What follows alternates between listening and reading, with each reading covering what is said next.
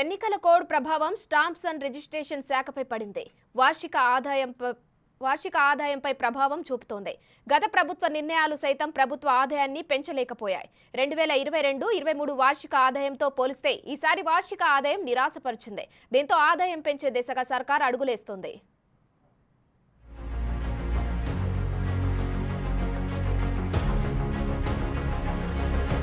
రాష్ట్ర ఖజానాకు వాణిజ్య ఎక్సైజ్ శాఖల తరువాత అధిక ఆదాయం సమకూర్చేది స్టాంపులు, రిజిస్ట్రేషన్ల శాఖే. అలాంటి శాఖపై ఎన్నికల కోడ్ తీవ్ర ప్రభావం చూపింది. 2023-24 ఆర్థిక సంవత్సరంలో అసెంబ్లీ, లోక్సభ ఎన్నికలు తీవ్ర ప్రభావం చూపాయి. 2023-24 ఆర్థిక సంవత్సరానికి రిజిస్ట్రేషన్ శాఖ ద్వారా 18,500 కోట్లను రాబట్టాలని సర్కార్ టార్గెట్ గా పెట్టుకుంది. కేవలం 14,588 కోట్లతో సరిపెట్టుకోవాల్సొచ్చింది.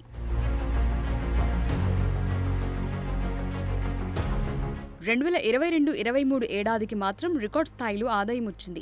గతంలో ఎప్పుడూ లేని విధంగా 14,299 కోట్లను రాబట్టింది. 2023-24లో అసెంబ్లీ, లోక్సభ ఎన్నికల కోడ్తో క్రయ విక్రయాలు పడిపోయాయి. గతేడాది అక్టోబర్ నుండి డిసెంబర్ వరకు అసెంబ్లీ కోడ్తో స్థిరాస్తుల అమ్మకాలు, కొనుగోళ్లపై ఎఫెక్టు పడింది. మార్చి 16 నుండి పార్లమెంట్ ఎన్నికల కోడ్ అమల్లోకి రావడంతో మార్చిలో రావాల్సిన ఆదాయంపై ప్రభావం పడింది. వీటికి తోడు కేసీఆర్ హయాంలో 111 జీవో రద్దు చేస్తామని ప్రకటించడంతో హైదరాబాద్ చుట్టుపక్కల జిల్లాల్లో క్రయ విక్రయాలపై ప్రభావం చూపింది. 70% ఇన్కమ్ వచ్చే హెచ్ఎండిఏ పరిధిలో రిజిస్ట్రేషన్లు సన్నగిల్లాయి.